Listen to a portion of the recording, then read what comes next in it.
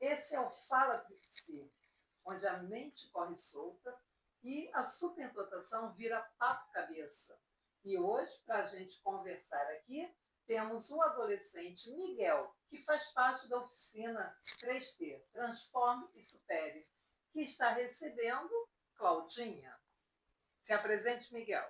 Eu sou Miguel Garcia, faço aqui parte do projeto. Fui diagnosticado com déficit de atenção, ansiedade e venho trabalhando isso com graça. E com o projeto também, me ajuda muito. Então, Claudinha, fala mais um pouco sobre você, sobre o seu trabalho, o que você faz. Então, eu sou Cláudia e eu trabalho atualmente na coordenação Nossa Senhora das Dores, mas já trabalhei muito tempo em sala de aula, uma vez professora, sempre professora, né? Sempre. E hoje eu também atendo particular como terapeuta, algumas crianças com TDAH, com autismo, né? Com a psicanálise clínica, com a avaliação neuropsicopedagoga.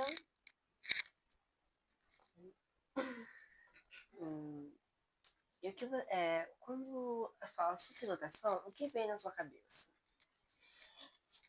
Vem na minha cabeça a questão do ampliar, né?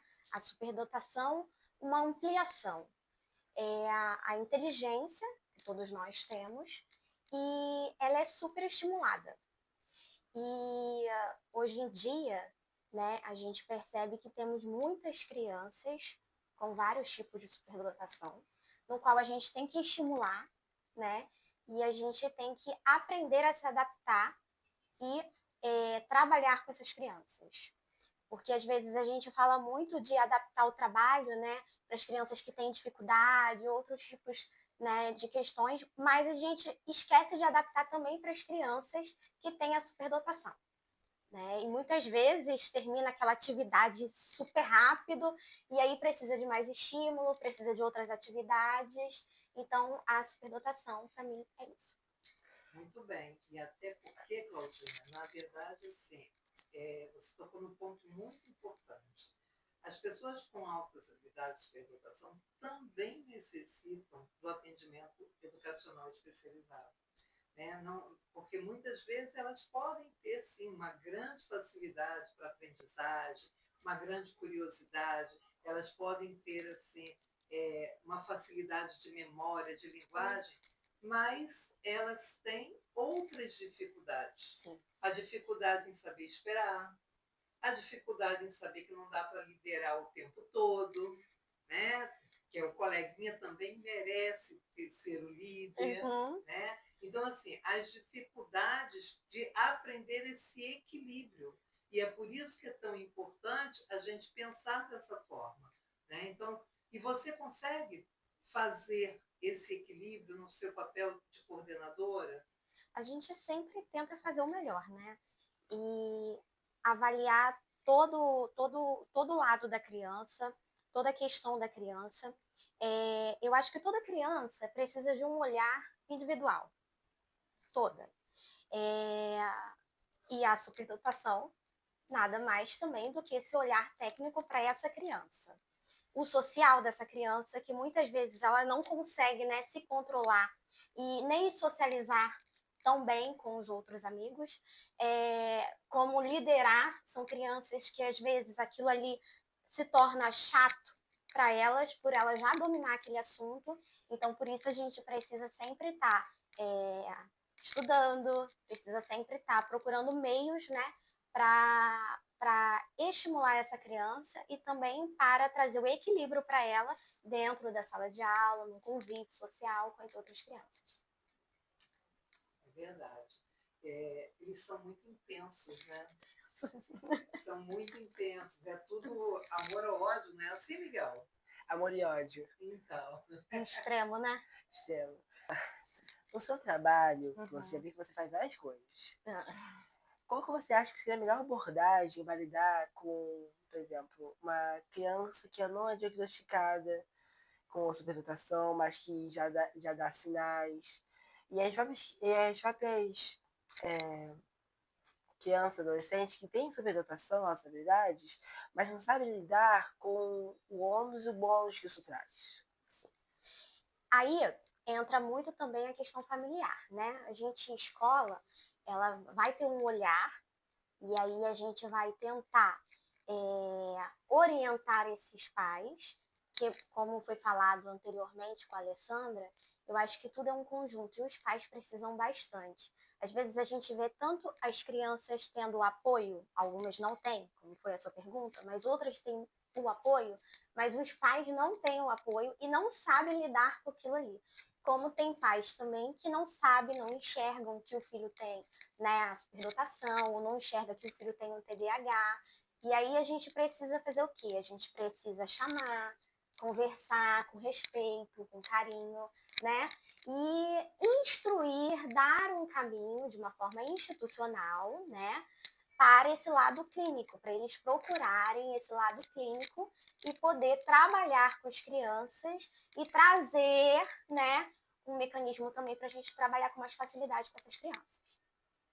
Também existe, né, os pais que são resistentes, né, muito, Claudinha? muito. No sentido de que, assim, a escola às vezes está ali, está contando, está conversando, está mostrando, e os pais muitas vezes ainda estão na fase da negação, o que acaba prejudicando muito a própria criança, porque eles ainda não têm o esclarecimento. Dói muito, né, Dói. gente? Eu sempre falo, eu sempre trabalhei com família e, assim, o quanto dói você saber que você está ali numa situação onde seu filho não é aquela viagem para Londres que você sonhou, né? Então, assim, a gente lidar com essa perda do filho idealizado, lidar com a perda do filho que a gente sonhou a vida toda, e isso tudo é um processo de luto também, né? E esse acolhimento que você trouxe, de ouvir, de orientar com carinho, isso é muito importante, porque por mais que seja difícil, porque a gente sabe que tem pais e mamães que são difíceis, mas não adianta a gente tratar de outra forma, a não ser com a orientação que é possível para eles. Porque muitas vezes eles também ainda não estão preparados para ouvir. Né? Não estão preparados e às vezes é novo. Né? Antigamente não tinha essa bagagem de informação que a gente tem hoje. E até por mim mesmo, que tenho um filho diagnosticado.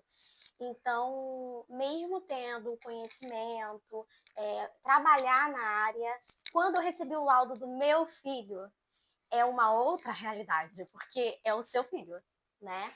E aí você sai um pouco do papel de terapeuta, de neuropsicopedagoga, e você entra no papel materno.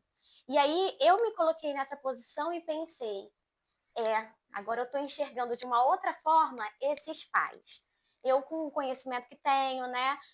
Claro que eu aceito, que eu procurei toda ajuda para o meu filho, ele é cuidado, enfim.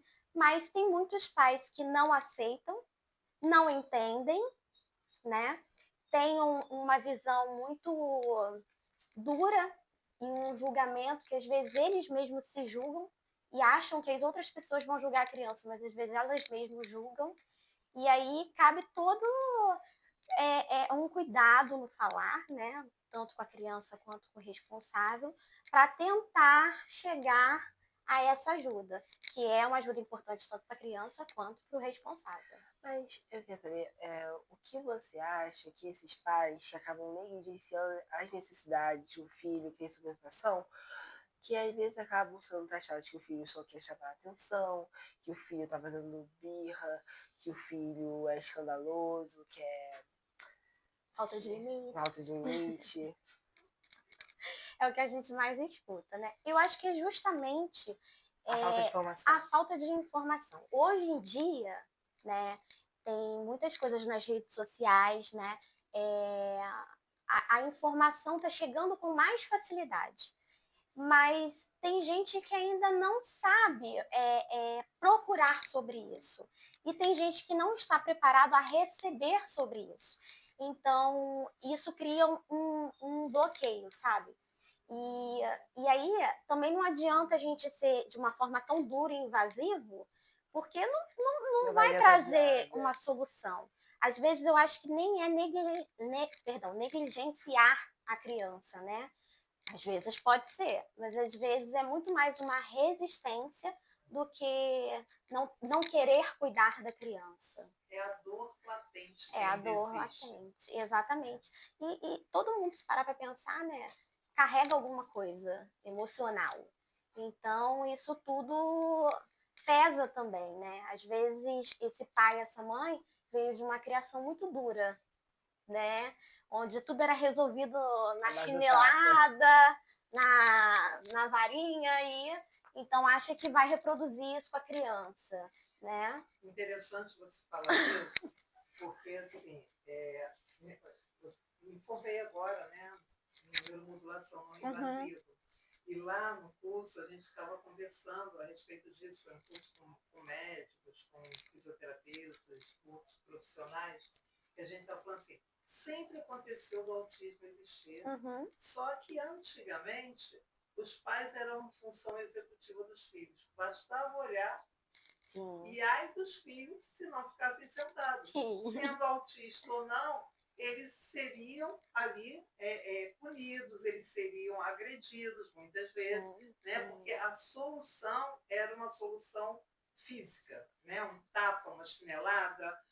Então, isso fazia com que a função executiva da criança fosse desenvolvida no sentido de que, assim, eu sei que se eu fizer de novo, eu vou ser punido de novo. Então, aí, com isso, eles camuflavam, foi o que nós conversamos até com a vez, mascaravam e aprendiam forçosamente como que era se comportar adequadamente. Porque aí eles eram obrigados a olhar e repetir. O que muitas vezes para eles não fazia nem sentido. Né? Porque a grande questão de uma criança com uma dupla excepcionalidade não é que eles não saibam, é porque para ele às vezes não faz sentido aquilo. Para o superdotado, então, se não fizer sentido, ele não quer fazer, ele não deseja, e aí ele vai apresentar o lado da superdotação, que é o lado negativo, né? Que é a rebeldia, que é a discussão, a argumentação excessiva, aquela criança que fica ali o tempo todo questionando, né? Então são os lados negativos. Porque às vezes a gente pensa assim, superdotação só tem bônus. Não, não é verdade. Tem o ônus. Tem o ônus também, do lidar, do equilíbrio que é necessário se ter. E acaba não conseguindo ver a parte boa da criança. Exatamente. Então, por isso que assim, aprender a lidar com as dores é necessário. Né? Então, assim, quando a gente tem uma criança, por trás dessa criança tem pais. E a gente tem que entender esse processo. Como é que foi a expectativa dessa criança na vida desses pais? Porque tudo nasce, né? Você não engravida hoje e hoje eu quero ser mãe. Não, isso vem lá atrás. É um processo. Muitas vezes um processo da adolescência da mãe, do pai, que já escolheram até nome para a criança. E às vezes a mãe nem gostaria naquele momento de uma gestação. Então isso tudo pesa muito, o emocional, né? Eu vou fazer uma pergunta que eu sempre quis esclarecer essa dúvida. Qual que você acha que é a condição de todos, por exemplo, TOD, transtorno do espectro autista, TDAH, tudo isso, qual que você acha que é o mais difícil de se lidar? Eu acho que não tem o mais difícil de lidar. Eu acho que é a condição que a criança se encontra naquele momento, né? Eu posso ter uma criança com altas habilidades e essa criança não cuidar disso. E aí ela vai reproduzir de uma forma não tão positiva. Aí fica mais difícil. Fica mais difícil. E aí você pode ter uma criança autista e uma criança muito bem cuidada ou não. E aí o que acontece? Você pode ter a sua dificuldade. Eu acho que tudo na vida tem dificuldade, tem um lado positivo e um lado negativo. E não tem o mais difícil. Tem o difícil e que a gente vai ter que adaptar, corrigir, consertar, ajustar, procurar. Entende? Lá em casa, por exemplo, o Bento tem o TDAH, ele tem o autismo suporte 1 e tem o TPAC e altas habilidades. Que eu estou me adaptando às altas habilidades com ele assim na prática. Mas são questões diferentes e que tem situações e comportamentos diferentes e que é difícil. Vai ter momento que o TDAH dele vai me trazer pontos que vão me trazer dificuldades. Vai ter momentos que as altas habilidades dele podem me trazer também dificuldades, como às vezes ele quer conversar sobre situações que peraí, filho, eu preciso estudar sobre esse assunto pra gente conversar um pouquinho, mas não sabe. Peraí, deixa eu pegar no chat, no Google, rapidinho. E se você não conversar, ele fica magoado. Eu entendo. Ai, deixa eu falar. Você disse que você tem TDAH. Quando seu diagnóstico foi tardio ou foi? Foi. E você vê, o seu filho foi diagnosticado cedo, né? Foi cedo ou foi? Foi antes. Foi antes, tá. No caso. Aí você vê coisas que você fazia quando era criança que veio no seu filho? Sim. O meu diagnóstico eu busquei por causa do Bento, né? Eu passei por uma situação pessoal, de separação, enfim, isso tudo pesa, como a gente falou da questão do emocional. E aí eu parei por esse período a investigação do Bento, né, pra gente ver se era questão emocional, comportamental, isso tudo tem que ser uma análise muito detalhada, né? A gente tem que ponderar tudo, avaliar tudo, porque é um ser humano. É o meu filho, mas é o filho de alguém também. Então, é um amor da vida de alguém. Então, você precisa ter um cuidado na hora do diagnosticar a criança.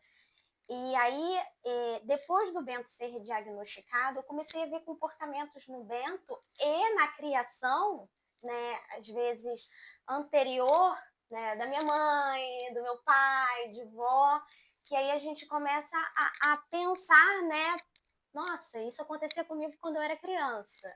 Eu tenho esse comportamento, o paladar, eu tenho essa seletividade, né? E a Alessandra sabe, eu sou hiper imperativa. E aí eu não consigo, entende? Ficar realmente quieta ali.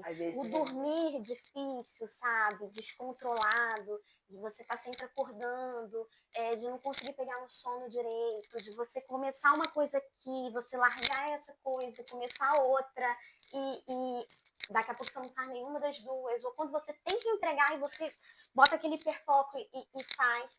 Então foram comportamentos do Bento que eu fui analisando e que eu fui vendo em você. Sim, e aí eu procurei a ajuda médica, fui no neuro, né, a psicóloga, e a gente fez todo o processo, né, porque tem que ter esse processo, não é só, você diagnosticar, não.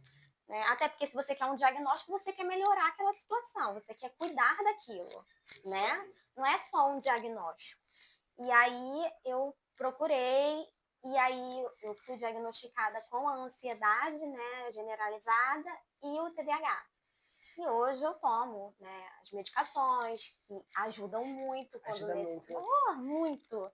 E tem uma outra resistência sobre a medicação também, né, graça, mas ajuda bastante. E aí foi de uma forma tardia, mas antes tarde do que nunca. O diagnóstico não tem que ser para aprisionar. Isso. Né? Eu sempre falo. É para entender e saber como lidar com a situação. Exatamente. E não é para rotular. Né? Porque a grande questão do diagnóstico é assim, todo diagnóstico traz um CID. Né? E aí entra nesse código de doença internacional. Entendeu? Só que não é para rotular. O Código de Doença Internacional ele existe para poder mostrar quais são os critérios que faz com que aquela doença aconteça. Então, nós temos vários critérios. Quando a gente fecha um laudo, eu como neuropsicóloga, eu vou lá no DSM-5, que é o livro, para poder ver. Me apresentou várias questões, mas isso está fechado dentro do DSM-5, porque eu não posso dizer que uma pessoa tem hiperatividade ou desatenção se não fechar aqueles critérios.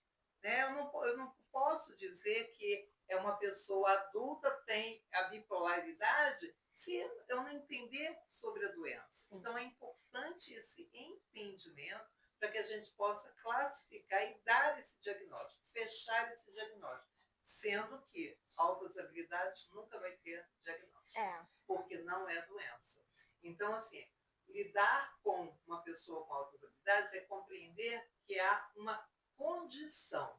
Essa pessoa, ela pensa de forma diferente, ela tem experiências diferentes a nível de neurotransmissores cerebrais. Então, há uma neurodivergência na forma dela pensar, quais são as áreas do cérebro que são ativadas, né, que é diferente, isso já é comprovado cientificamente. A gente tem pesquisas já que mostram isso, é diferente, mas não é doença.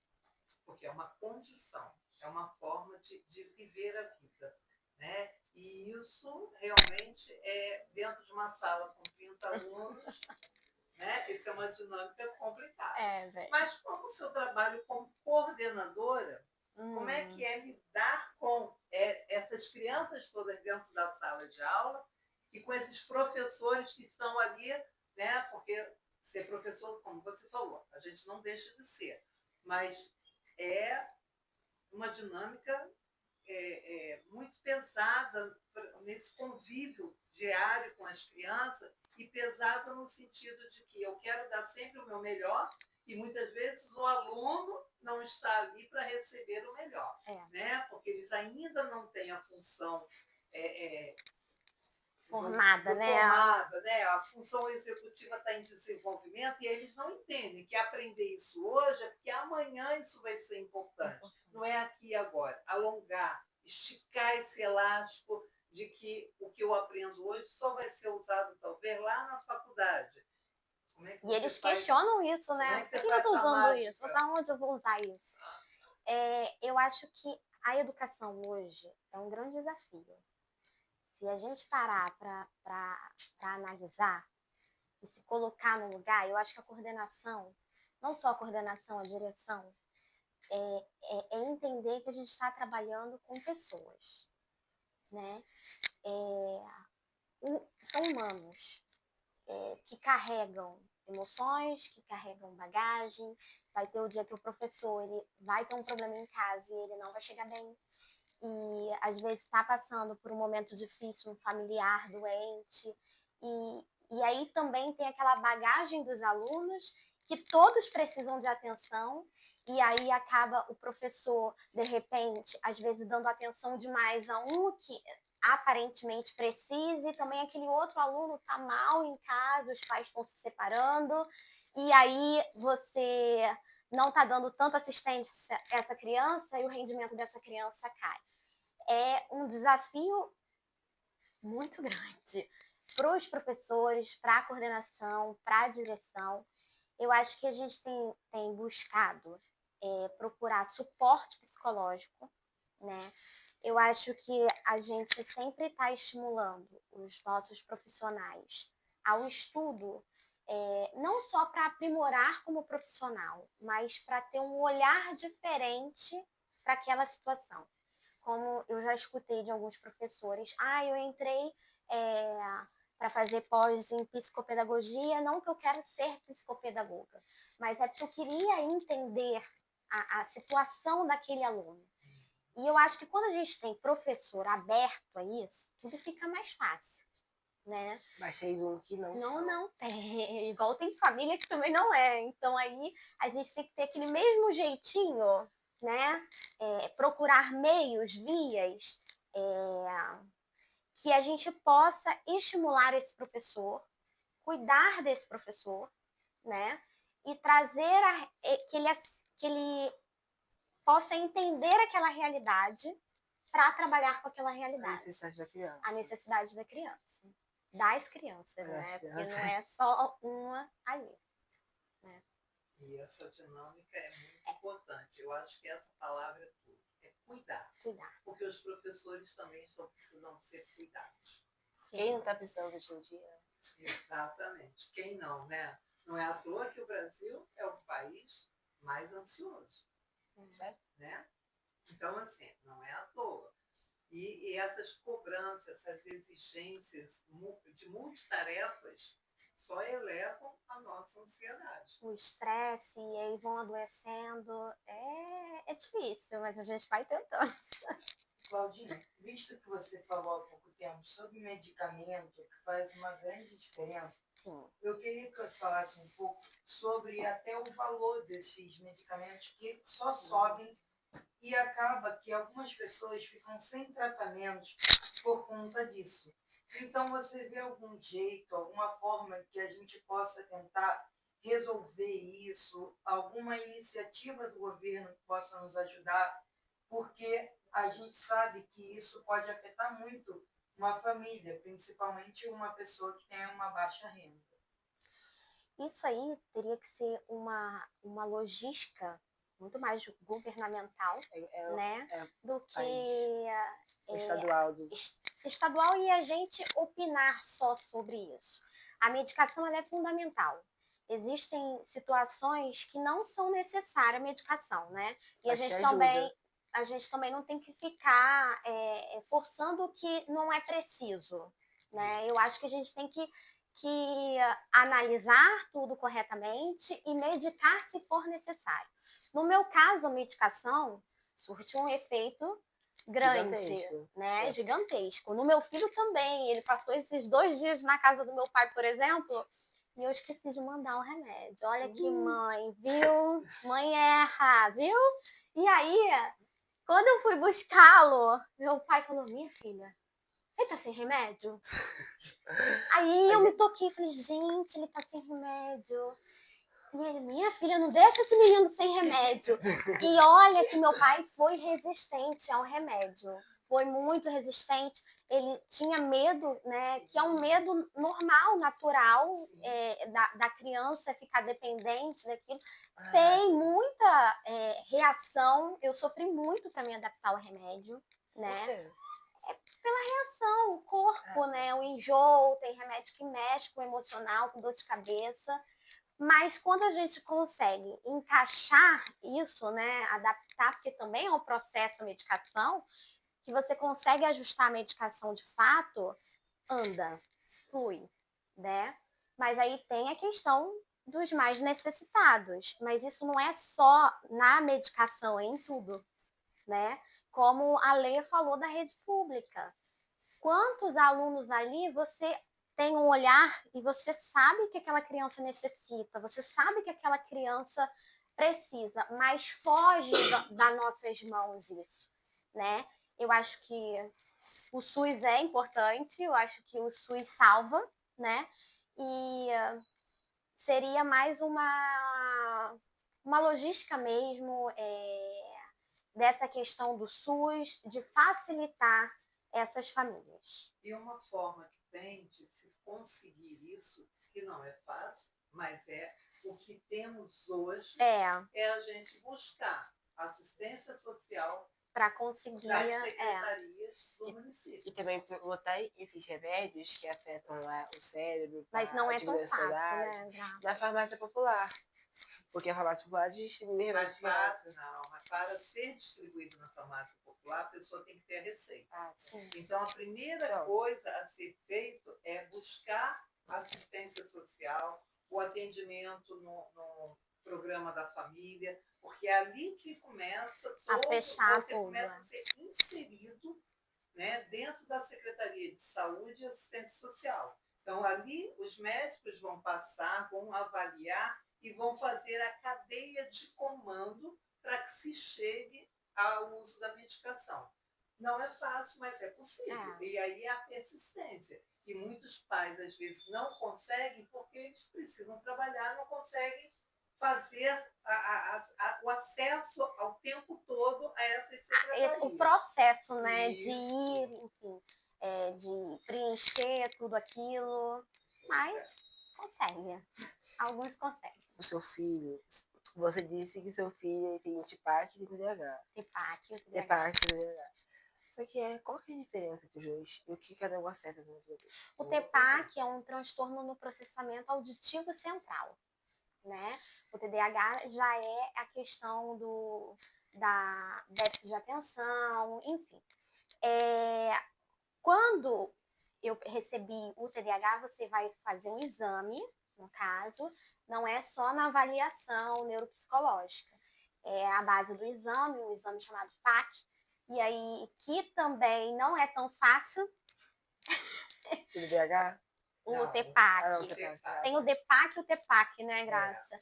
E aí você tem que fazer um exame específico, e nesse exame, né, entra numa cabine, fio, isso. Tá. E aí é pontuado aquilo, se é TPAC, DPAC, e aí a criança tem que fazer um tratamento sobre aquilo. É uma doença que não tem cura, mas tem um tratamento, a criança vai fazer aquele tratamento, né? E que melhora muito. Ela escuta, mas ela não assimila, né? Falando de uma forma mais bruta, assim, ela não assimila tudo que você tá falando com ela. E é muito similar ao TDAH, muitas vezes confundido, né? Mas é um processamento auditivo central. E ainda depende se é uma via aferente, se é uma via eferente. Que isso? São redes neuronais que temos aqui dentro. Né? E isso é um trabalho, o exame, ele mostra mais claramente a via, qual é a via que está afetada. Então, assim, muitas vezes a criança é confundida com o TDAH, por quê? Porque ela fala e ela ouve, mas ela leva um tempo para processar. E aí, assim, esse garoto está sempre desatento. Muitas vezes não é desatenção, é o processamento auditivo central. Por quê? Nós estamos aqui falando, mas a gente tem que parar, ouvir o que ela está falando, né? Então entra pelo nosso ouvido, vai lá dentro do nosso cérebro, e o que a gente ouviu vai ser decodificado para que eu possa compreender o que foi falado, para que eu possa processar a minha resposta. Então, isso são etapas, né? Parece simples. Parece rápido, né? Parece rápido, mas natural, não é. mas não é. Então, tem pessoas que têm essa dificuldade. Sim. E aí, muitas vezes, a gente fala, a pessoa leva um tempo para poder emitir a resposta. Por quê? Porque ela precisa de um tempo maior para fazer esse processamento. Né? E aí eu vou te dizer, a neuromodulação não invasiva auxilia muito as crianças com problemas de TPAC. Por quê? Porque é um estímulo de uma carga elétrica muito sutil, né? Passa pelo couro cabeludo, fazendo quebrando o potencial de membrana dos neurônios na região. E isso cria neuroplasticidade cerebral. Facilitando, então, facilitando todo esse processo. Né? Então, assim, existe hoje, né, está chegando aí no mercado esse novo tratamento, é uma inovação em prática, porque, na verdade, esse protocolo já existe há muito tempo, só que antigamente não tínhamos como medir a carga elétrica. Né? Então, muitas pessoas tinham medo de fazer. E hoje não, é altamente seguro, é aplicado em crianças a partir de 6 anos. Né? Tem pessoas que já têm pesquisa fazendo com crianças a partir de 4 anos. Porque o TPAC também, ele só avalia com a criança acima de 6 anos. Isso. O PAC só faz o exame. Tem local que só faz com criança com 7 anos, né? Isso, Foi difícil porque eu achar o exame. Chega também no ensino, né? Sim. 6 anos é onde eu estou começando a minha vida acadêmica de leitura e escrita. Exatamente. E aí é onde começam a ser identificados, né? E a partir daí. Então, tudo tem uma sequência. Tudo é um processo. Isso, tudo é um processo, né? A vida da gente é um processo. E que bom, estamos sempre em crescimento, né? Estamos sempre nos renovando. E olha como a terapia, né, ela ajuda. Né? Toda experiência própria. Que lindo, falta só o coração. Faz aqui o coração. Toda essa ajuda, né, não só na minha prática, né, e como terapeuta e também como assistida, né, que eu acho que todo mundo na face da Terra deveria ser cuidado mentalmente, todo mundo. E eu vejo as crianças que a gente trabalha, né, quando a criança tem esse cuidado, esse suporte, A gente está totalmente diferente, né? E não só a medicação, mas também, né, as terapias que são necessárias para essa criança desenvolver. E eu com o meu filho, de chegar o momento dele comer, graça, assim, batata frita, arroz e bifinho. Vamos supor uma comida que ele gosta. O que você comeu? Não sei. Eu almocei. E hoje em dia você vê um outro desenvolvimento, né? E aí você vê o tamanho da importância, e se toda criança tivesse esse suporte, as coisas melhorariam muito. E se fôssemos equinâme, todos teriam. Teriam. Né? O que não acontece, infelizmente. Exatamente. Então, assim, é importante quando a gente vai pensar nessa questão política, né? Sim. Né? Por isso não dá também para a gente deixar de falar. Por mais que eu não goste de misturar política, mas a gente precisa de ter um cuidado, né? Olhar para a nossa política para ver quanto que a gente pode caminhar e avançar nesse processo. Né? Porque já teve momentos piores, já teve momentos melhores, e o que a gente tem que fazer é buscar escolher os melhores, né? Para que a gente possa realmente avançar. Desenvolver. Porque, como Claudinha colocou, isso não é uma função da escola, isso é uma função dos governos, isso é uma função de quem está lá dentro do Senado, da Câmara dos Deputados, da Câmara de Vereadores. Né? Então fica aí a dica para vocês, hein, vereadores? Um olhar mais atento, hein? Claudinha, muito obrigada. Obrigada a vocês, amor. E aqui, ó, sou presentinho para nossa participação de hoje. O mimo. Docinho, o menino. Obrigada, amor.